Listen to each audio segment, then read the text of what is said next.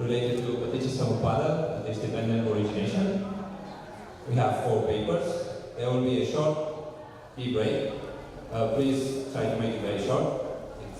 Or if you need to go to the restroom or you need to go. So we'll have 3 presentations first, and we will begin with Mr. Shan at my left.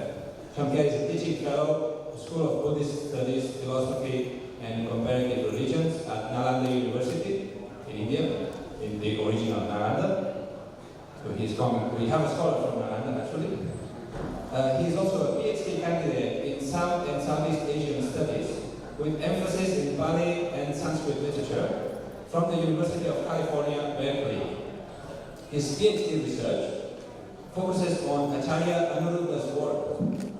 In his fascinating work, we learn that Abhidhamma and poetry are not as far from one another as we usually think. Now, Shan, the floor is yours. Thank you, Ades. Very good morning to everybody. First, I'd like to say thank you so much, Ades and Venerable Dhammasami, for extending the invitation to be here. I'm honored to be here with you.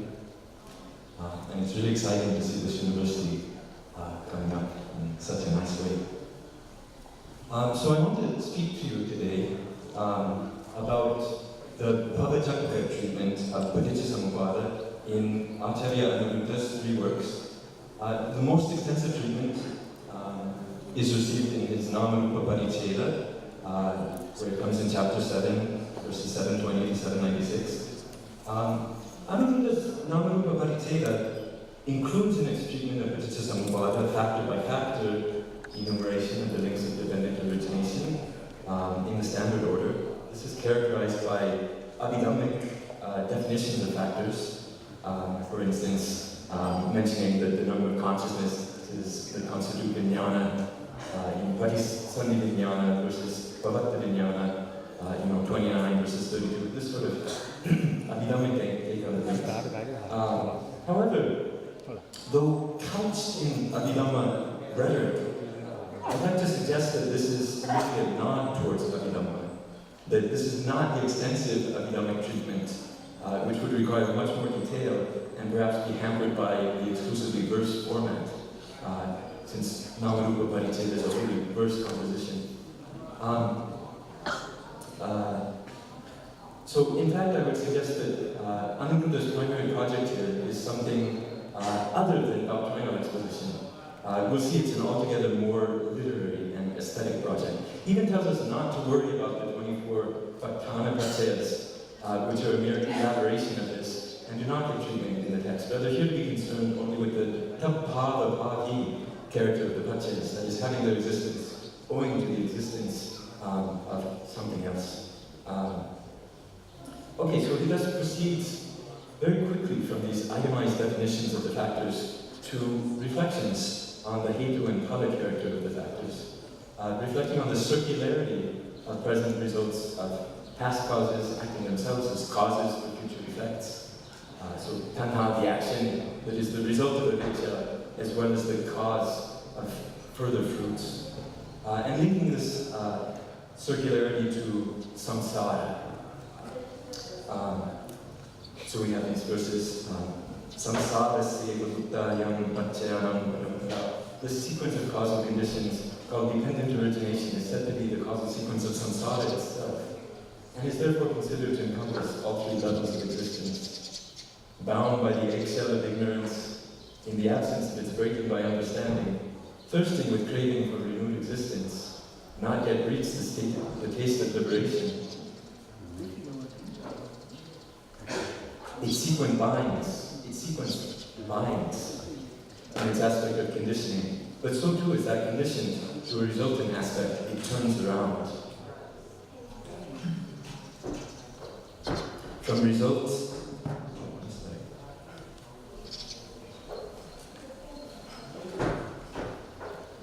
results, again follow actions, and again results from act, and it's in this way that this samsara proceeds. Okay, so he proceeds to an analysis in reverse order of how each factor rests on the immediately prior one as the essential condition upon which it constitutes existence, and without which it could not arise, right? Starting with jara, maranam, etc., depending upon birth. This treatment incorporates metaphors. Major feature of Anuruddha's Namarupa Pariccheda, unlike the Abhidhamma Sangha, which is better known for. So, for example, Jati's dependence on bhava is likened to a sprout arisen from a seed that is attained here or there. So that birth reckons reaching a given form of existence and rebirth is arisen from gestation of one's Khammai and is attained here or there like a sprout is from its seed. And he proceeds backwards, factor by factor, looking at that which it depends upon. So, yeah, we look at a few of these. Coming to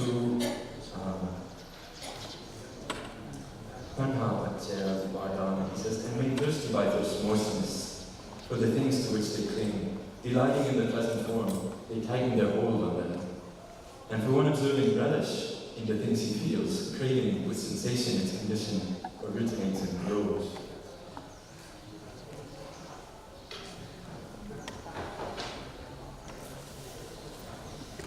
And contacting the field of each sense, whether the object is desirable, undesirable, or neutral, they feel what's called sensation, not out of contact with it ever. Okay. Yeah. So, Anuruddha's poetic verses had an afterlife. Sumangala, in his commentary on the Abhidhamma Sangha, actually incorporates the Namarupa Pariccheda's distinct poetic formulations wholesale into his commentary on the Abhidhamma Sangha. So this is just an example slide, a passage of Sumangala's commentary. The bold text represents things that are direct quotes of Namarupa Paricheda, or essentially gloss on the Namarupa Paricheda. Okay, so if we put things in quotation marks, we see that he's really referring directly to this work. A fact that apparently goes unnoticed by Rupert Gethin in his translation of Sumangala's commentary, resulting in some misinterpretation of the metaphorical elements. So we have, for example, this part of Sumangala's commentary, and only people made thirsty by thirsts, okay, thirst inciting moisture, lead to Upadana's state of being strong, having clung to objects of clinging, for having relished visible forms and so forth, again and again on account of tanha, they come to the state of wanting to drink amongst the objects of the senses. Okay, the phrasing is actually a little odd here, and that resulted in Rupert Gethin's getting a little confused, not recognizing the Namarupa Paricheda was the source for this, and translating quite off, looking for, rather than that state of needing to drink amongst the objects of the senses, he translates, they reach the condition of needing to be guarded. Okay, so pa tavyata, this sort of odd word for needing to drink. Okay, if we look at the Visuddhimagga, we find the source for Anuruddha's metaphors. We can pinpoint what he's drawing on. Okay, so Visuddhimagga includes 2 complete sequences of metaphors for each link. Let's see, just to make this a little more accessible. One sequence begins with the well-known blind man. Avidya pacaya sankara is likened to the blind man stumbling. Sankara pacaya vijnana is likened to the stumblers falling. Okay, and so on. A wound is developed, and eventually this wound breaks with jara maranam. Okay, this is one sequence of metaphors. In a second sequence, we find the one that's relevant to Anuruddha. I'd like to just zoom in on, this is a selection of disconnected metaphors, and we can just look at a few, starting from Passa Pacaya.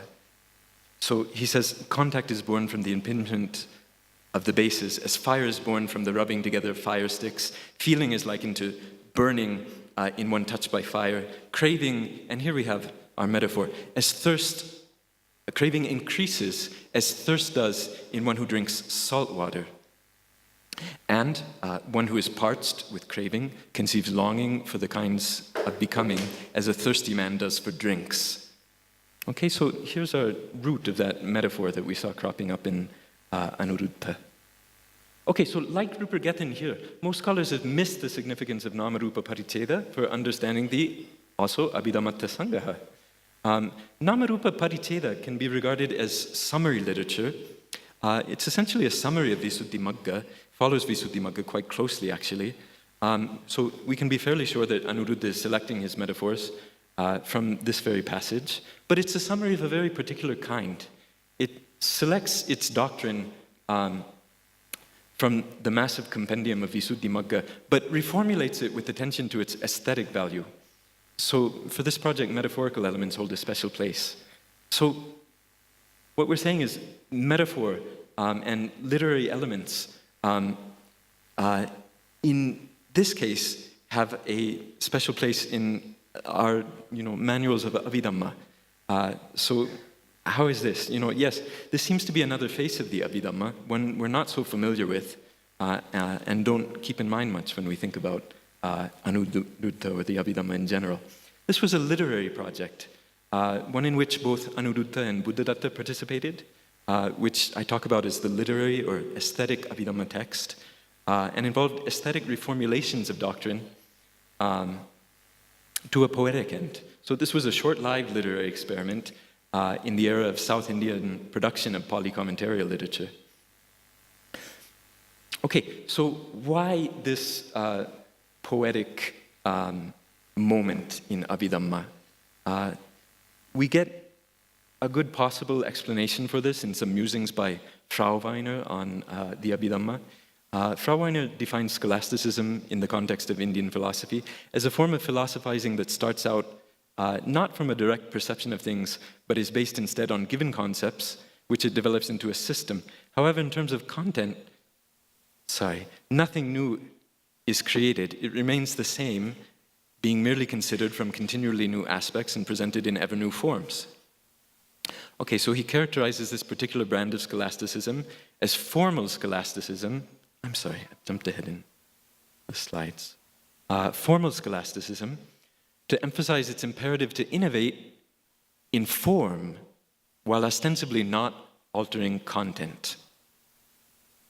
Okay, so this reveals quite a bit about this moment of the establishment of an orthodoxy, and especially perhaps the attempt by a community of Pali commentators located in, a peripheral area, if we think of these Buddhadatta and Anuruddha as hailing from these South Indian coastal enclaves, not from the center, not from the Mahavihara itself. So they're very much concerned with establishing their legitimacy through appeal to that orthodoxy, through essentially the appeal to saying nothing new, but being able to say it in new ways.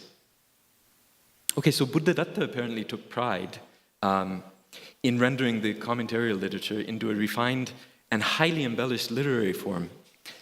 So he states in his Abhidhamma Avatara that this is his verse, Madhurakkara samyutto atto yasma pakasito tasma hitatta kamena katabbo etta adaro. Since the subject matter is revealed conjoined with sweet syllables, it's worthy of respect by one who's desirous of benefit and welfare. Okay, so Buddhadatta was remembered unanimously by the tradition as a kavi in addition to a commentator. So this was a poetic project. Early in the commentarial era, Buddhadatta was regarded, very early in the commentarial era, so we can recall that Buddhadatta is regarded as a near contemporary Buddhaghosa. And this is very much underappreciated, the literary sort of roots of this development as the initial impetus of the endeavor, giving rise to, our genre of minor Abhidhamma treatises now. Okay, so in comparison with the Namarupa Paricheda, the Abhidhammatta Sangaha reads really essentially as a summary of the Namarupa Paricheda, stripped of its literary elements, something of a point-by-point summary of its doctrine, and almost entirely derivative of it. This idea of formal scholasticism also sheds light on Anuruddha's project, recasting essentially the same doctrinal material essentially 3 times.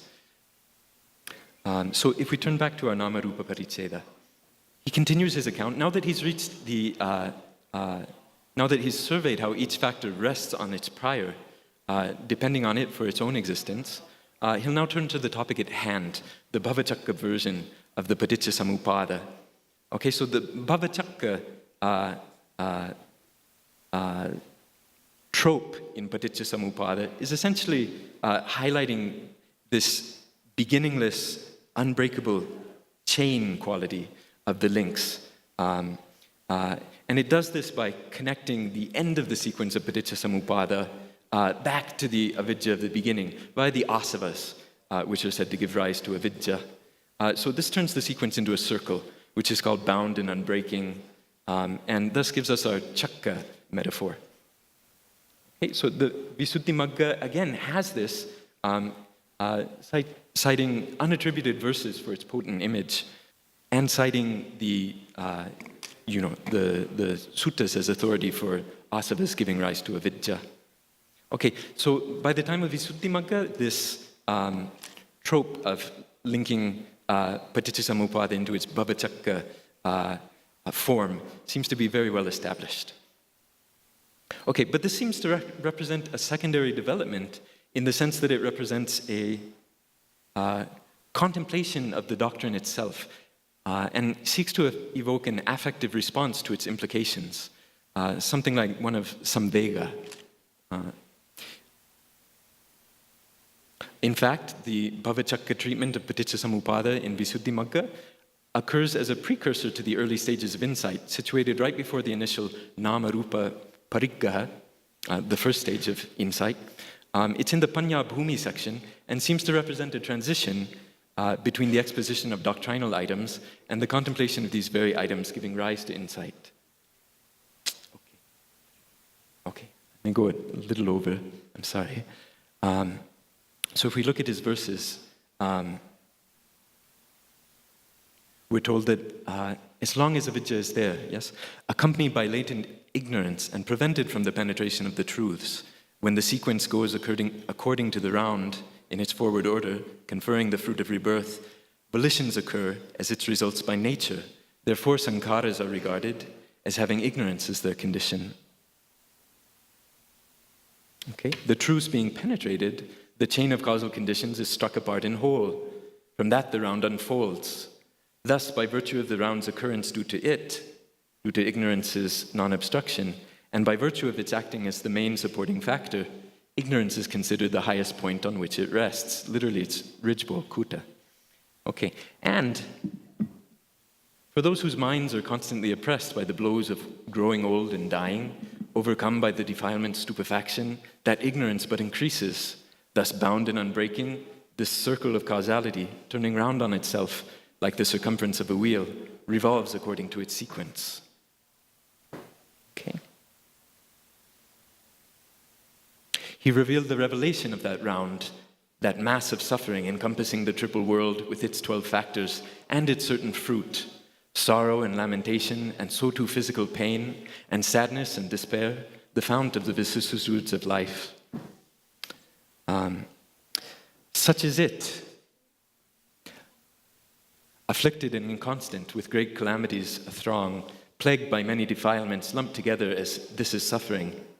And such is this composite broken up into 5 aggregates of clinging, the empirical individual's vehicle of existence, its reins, as it were, slipped from the hands, circling ceaselessly amongst the halting places of the destinations of rebirth, and this is held to be the wheel of being, the wheel by which it goes. Okay? Now, on shattering that wheel, a couple verses, and then I'll wrap up a little prematurely. Okay, he says, having shattered the shell of ignorance with the occurrence of penetration of the truths, the causal conditions and the things that arise from those conditions present themselves according to their nature. having reckoned them as impermanent, painful, and not self, as prone to disillusion, bringing fear and full of danger, the unfolding of the round stands forward. From that, craving with all its latent stock for renewed existence ends, and from the absence of satisfaction with the continuation, it does not leap into junction with rebirth.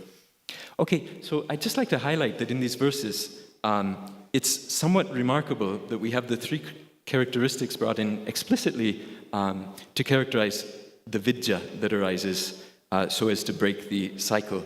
And not only the three characteristics, but if we see the verse 790, right? Anicca dukkha anatta cha bhangavanto bhayavaha sadinavati sankhaya vivattam avitittati. Okay, so bhangavanto bhayavaha. These are really recapitulating the stages of insight. Bhanganyana, bhayanyana, adinavanyana comes. So we have here, an allusion to a very formalized, systematized development of insight being brought now into paticcasamuppada. Okay, so unfortunately I've run very short of time for what I wanted to show you, but at least we've been able to look at the Namarupa Parichedas form. I'll just, let's see.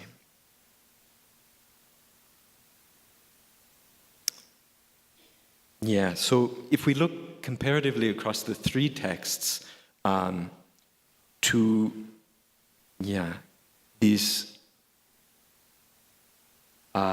this key Bhavachakka verse, we find that this is one of the verses that occurs in nearly identical form across all three of Anuruddha's works, the Namarupa Paricheda, Abhidhammatta Sangha, as well as the Paramatta Vinichaya. And if we compare those verses, we see that there are minor changes that actually indicate a fairly clear pattern across those three works, suggesting that the initial composition was the Namarupa Paricheda and that the Abhidhammatta Sangha is slightly changing those formulations. And then the Paramatta Vinichaya is retaining those changes and sometimes introducing some slight variations of its own. So this, somewhat remarkably suggests that the initial impetus of Anuruddha's project was this more poetic and literary project, rather than the, simple doctrinal sort of skeletal summary that we associate with Anuruddha and Abhidhamma in general. Okay, so I'll end there. Thank you so much.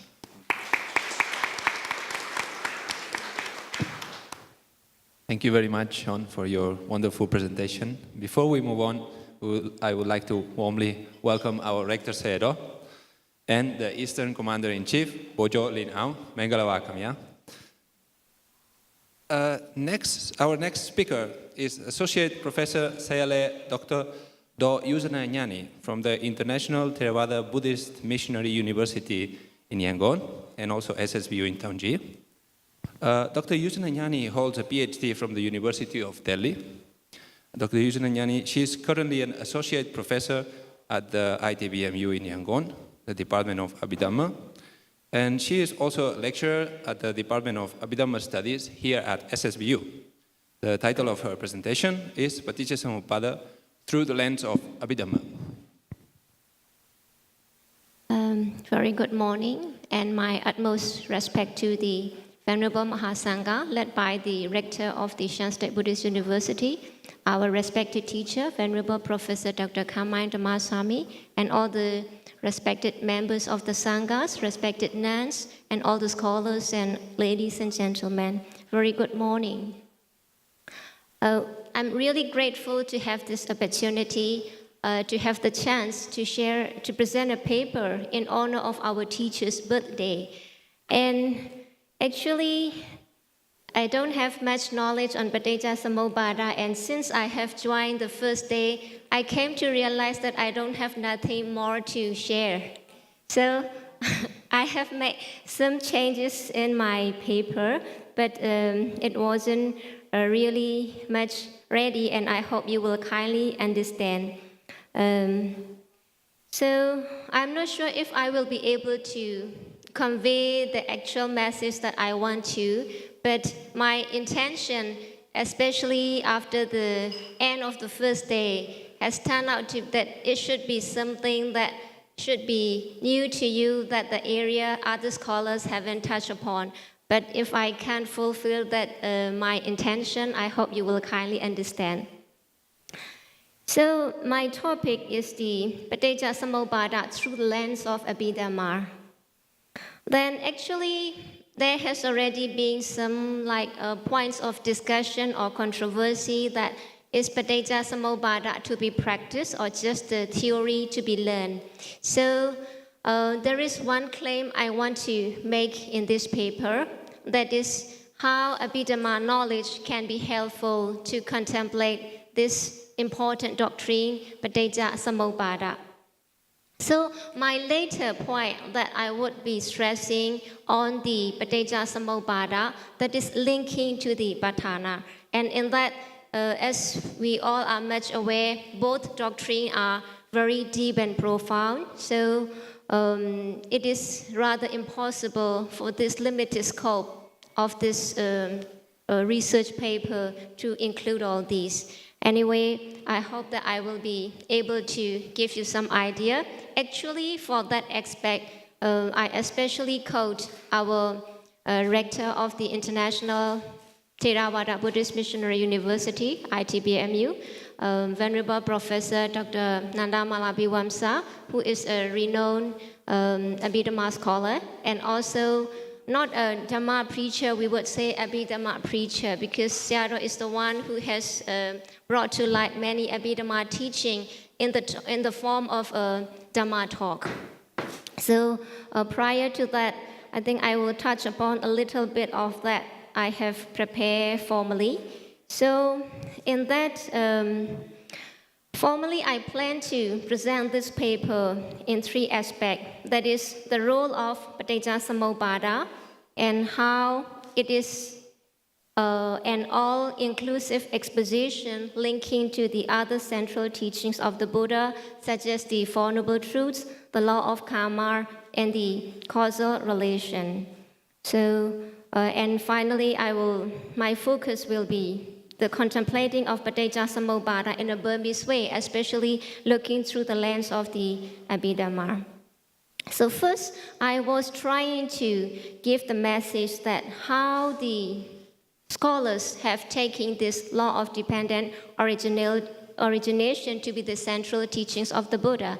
In that, we have different opinions that many scholars would say that the Four Noble Truths is the central teaching of the Buddha, or the law of karma is the central teaching of the Buddha, but still we have few.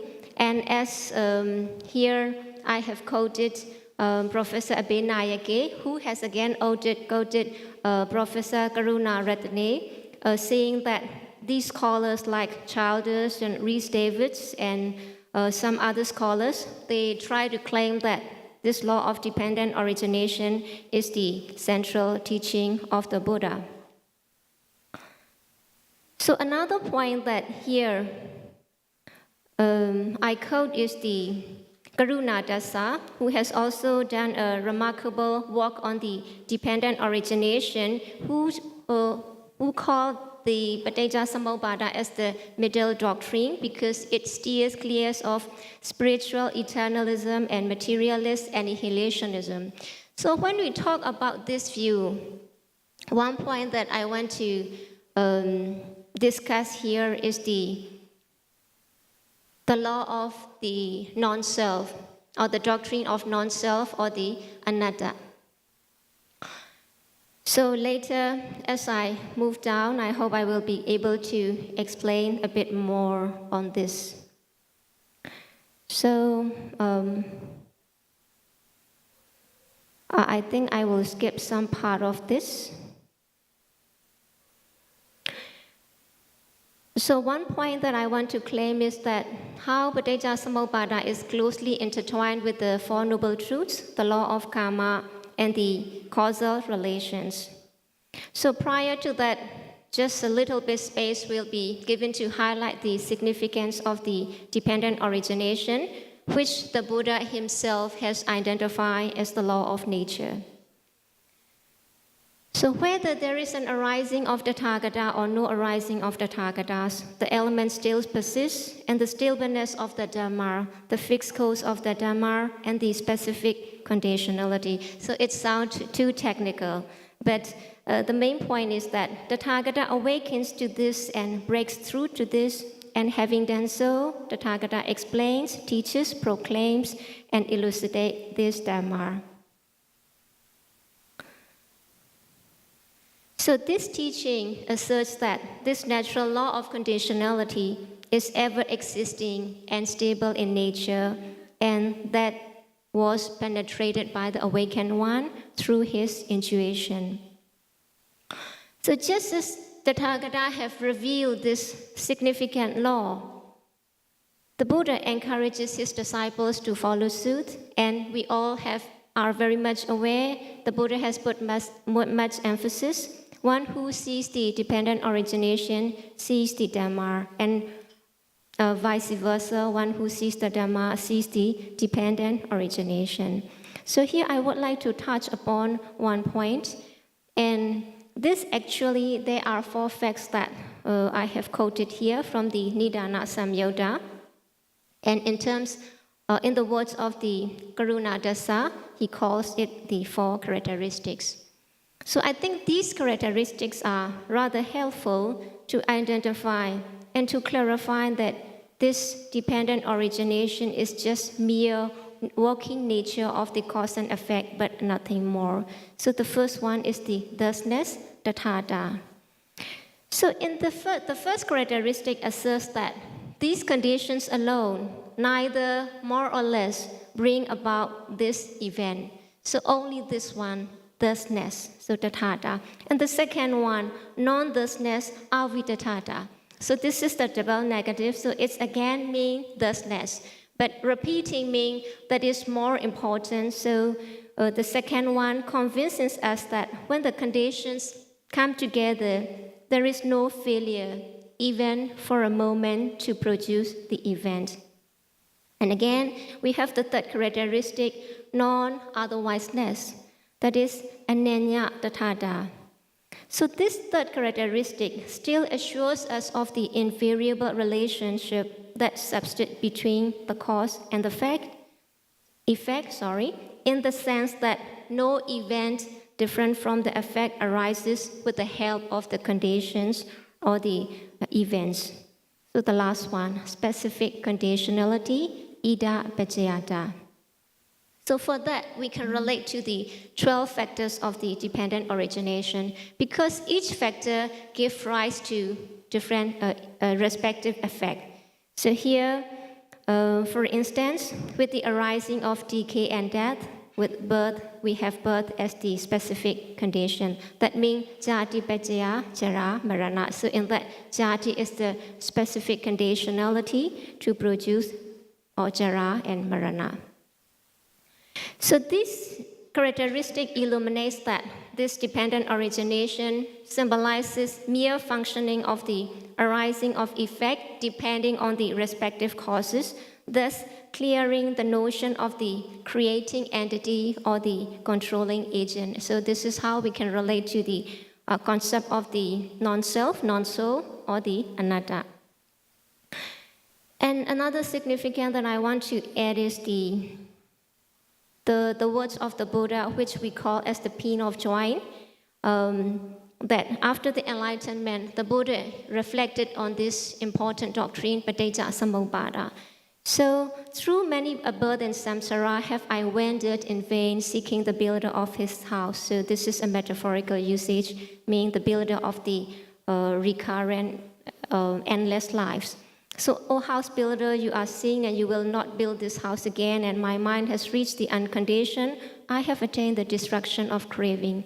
So this very important message was conveyed by the Buddha after the enlightenment. And so, in a sense, we might also be able to term this as a central teaching. It does not mean that the Four Noble Truths are not central teaching. Later, I will relate to this point as well. So, this principal doctrine here, I say, is observed to have summed up in the Bodhisattva of the Udana. Udana is the words of the Buddha, which we call Pin of Joy, which the Buddha uttered himself. So, this is quite simple. And everybody has been well aware of this, that ima sati idam hoti, ima sopada idam opejati. So this being, that is, and from the arising of this, that arises. And more importantly, this is the origin of this whole mass of suffering. So this is how this anuloma paticca samudappada has been summed up in one line. And again, in the second watch of the night, the Buddha contemplated ima samem asati idam na hoti, ima sa niroda idam nirosati. So that not being, that is not, this not being, that is not, and from the cessation of this, that ceases. So this symbolizes the cessation of the whole mass of suffering. And again, on realizing this significance, the Blessed One uttered this inspired utterance. All his doubts went vanished, since he has known the utter destruction of the condition. So I have touched upon this significance of paticca samuppada quite much, and now I will try to link this important doctrine to the Abhidhamma. So for this particular section, as I have mentioned formerly, I have mainly quoted our Rector Sayadaw of the International Theravada Buddhist Missionary University. And Sayadaw has linked this paticca samuppada with the patthana. And our dear Rector Sayadaw of Shan State Buddhist University, Venerable Professor Dr. Khammai Dhammasami, also when I was seeking upon the advice of the Sayadaw has also kindly guided me to include this work. So, how can we relate this paticca samuppada to this patthana? So first, we see the difference or the link between paticca samuppada and patthana. So according to the Venerable Sayadaw Dr. Nandamala, the causal relations of patthana can be summarized into paticca samuppada.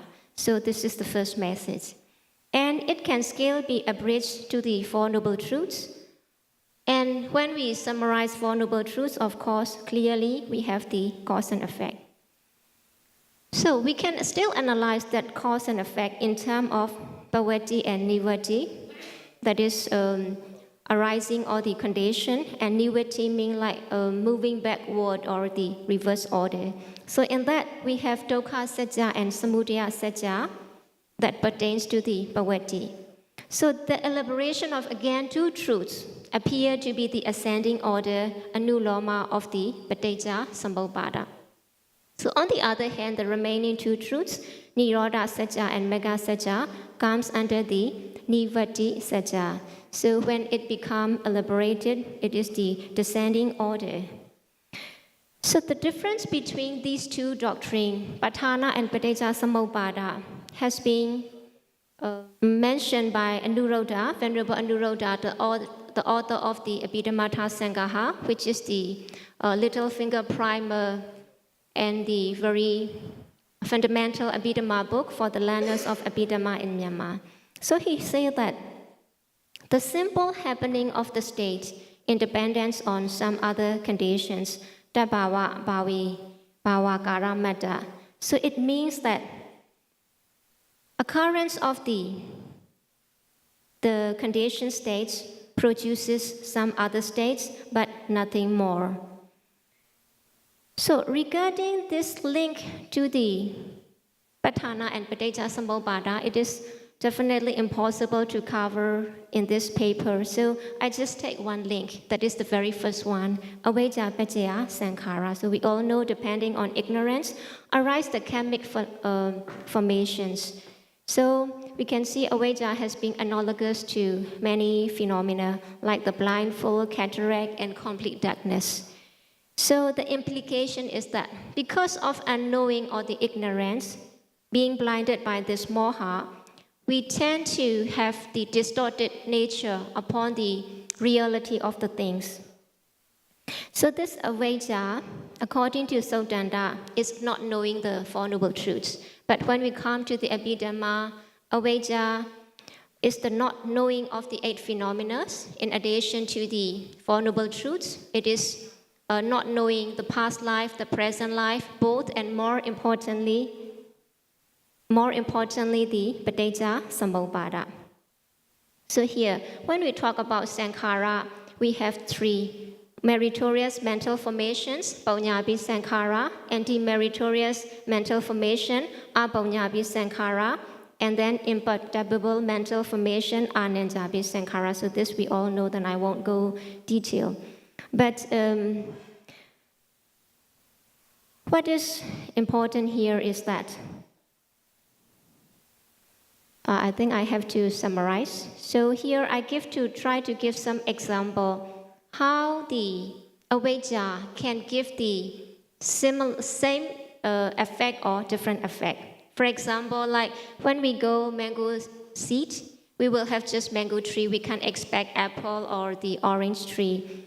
But sometimes what we grow is the seed, but the result is the sprout, which again changes into stem. After that, we have the leaves and all the fruits, and again we have the tree again. So in that, the implication is that the cause can produce the effect which is similar or dissimilar, which may or may not be identical or the same. So here comes the main point. Avijja conditions wholesome mental formations, that is Apaunyabi Sankhara. So it might sound some awkward. Avijja